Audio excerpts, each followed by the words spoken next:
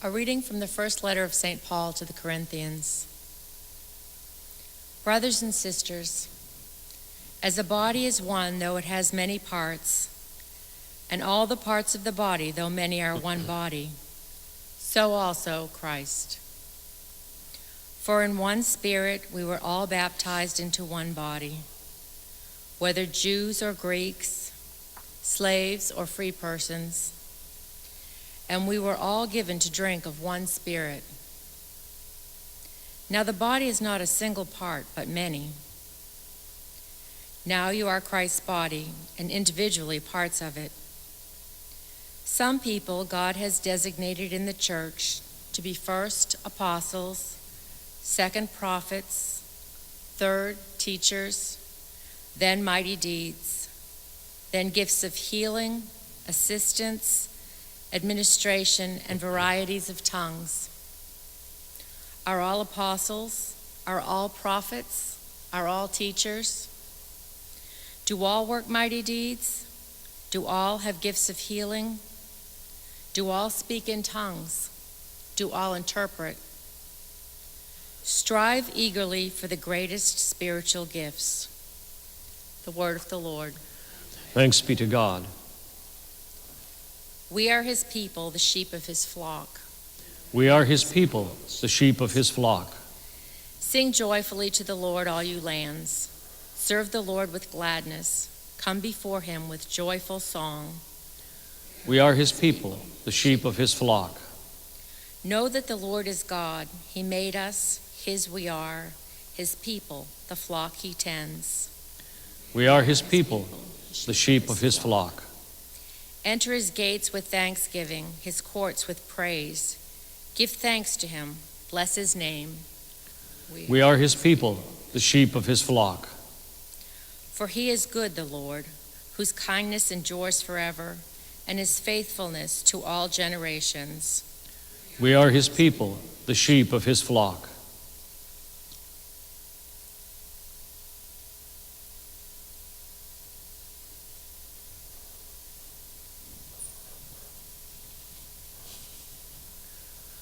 Hallelujah, hallelujah, hallelujah, hallelujah, hallelujah, hallelujah.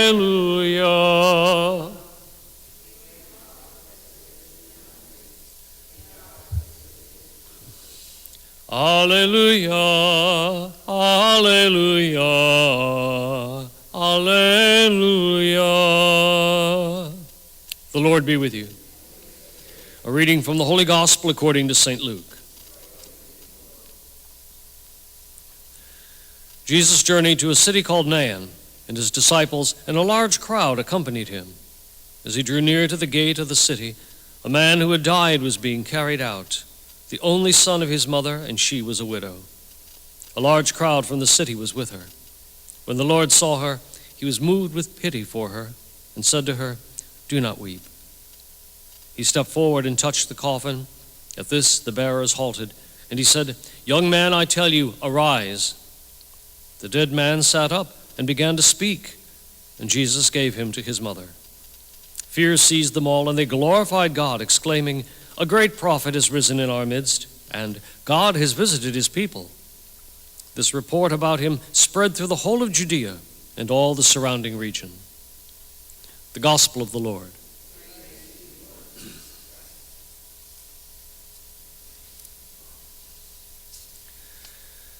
Cyprian and Cornelius both died martyrs' deaths in the middle of the 3rd century in the context of a persecution by the emperors Decius and Valerian. In our breviary today, in our Office of Readings, the second reading, which always comes from some devotional source of one kind or another, there was an option. You could either have a letter written by Cyprian to Cornelius, or you could have the description of Cyprian's martyrdom itself.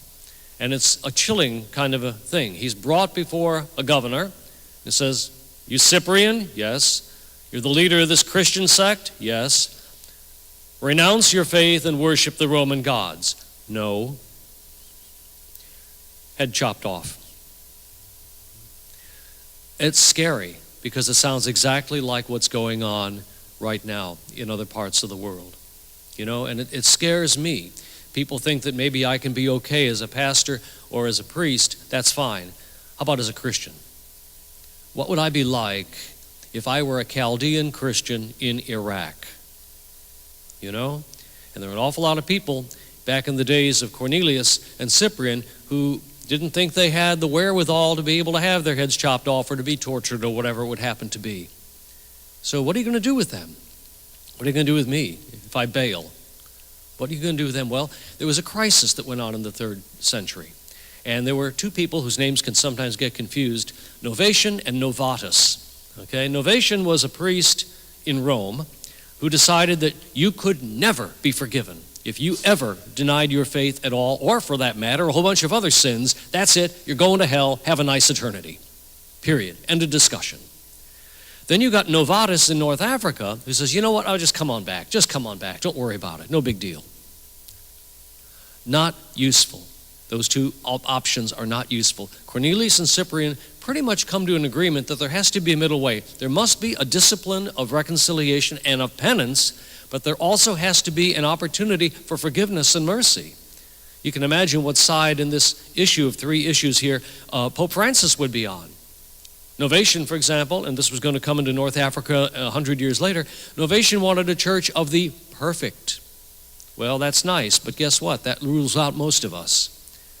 And so Pope Francis certainly says we have to be a hospital to help people, to heal them. So that's where the beginnings of a very strong discipline of what comes to be our sacrament of reconciliation is begun. How do you deal with people who are not perfect? How do you deal with people who don't have the strength to be heroic? What do? We bring them on board, we try to strengthen them. The Eucharist that we celebrate is a fundamental way of trying to offer us the gift of unity in our church and the gift of strength so that day by day we can become a little bit more courageous. We may not ever have to face what the Chaldean Christians in Iraq are facing, or for that matter in Sudan or in Nigeria or wherever it happens to be. We may not ever have to face the kinds of choices that Cyprian and Cornelius had to face, but we will have to face choices of one kind or another. And may the Lord, in our daily prayer and service, may He make us strong enough to be faithful witnesses where we are. Let us stand and pray.